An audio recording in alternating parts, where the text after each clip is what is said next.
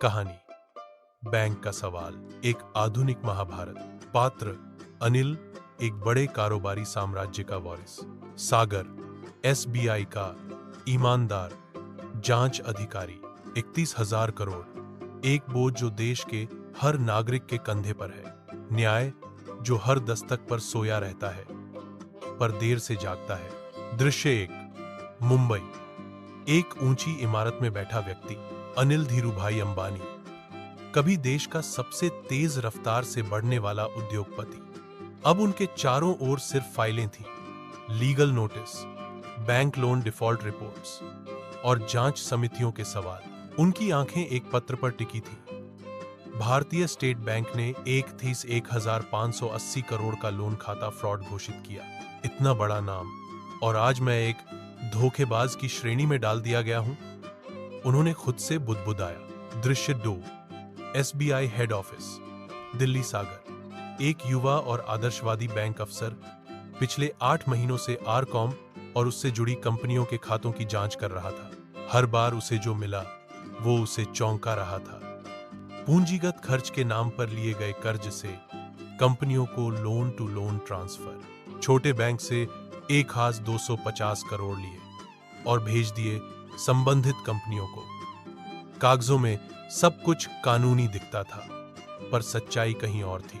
ये पैसा देश का है, इसका हिसाब देना होगा, चाहे सामने कोई भी बैठा हो, सागर ने सोच लिया था। दृश्य 3, मीडिया की चीख। ब्रेकिंग न्यूज, एसबीआई ने रिलायंस कम्युनिकेशंस के खाते को फ्रॉड घोषित किया।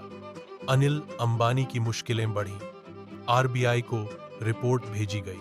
अनिल की टीम तुरंत एक लीगल जवाब तैयार करती है। हमें सुनवाई का मौका नहीं मिला, कोई फॉरेंसिक रिपोर्ट साझा नहीं की गई, हम एनसीएलटी के तहत सुरक्षा में हैं। दृश्य 4, अदालत का दरबार। न्याय की प्रतीक्षा। अनिल के वकील अदालत में दलील देते हैं, कंपनी दिवालिया हो चुकी है, सर प्रक्रिया चल रही है।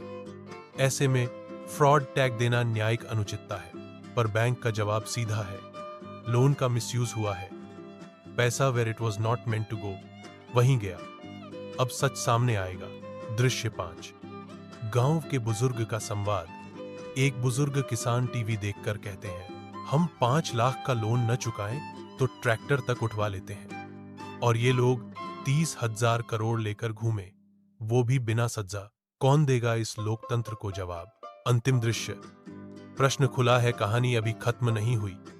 एसबीआई ने आरबी को नाम भेजा है, आरबी की जांच होगी, सीबीआई की नजर है, और देश की नजरें अब न्याय की तरफ टिकी है। शिक्षा, मॉरल, नाम बड़ा हो सकता है लेकिन नियम सबसे बड़ा होता है। जब तक सवाल पूछने वाले लोग जिंदा हैं, तब तक सच्चाई का रास्ता खुलिए। अगला अध्याय कैसे होना चाहिए?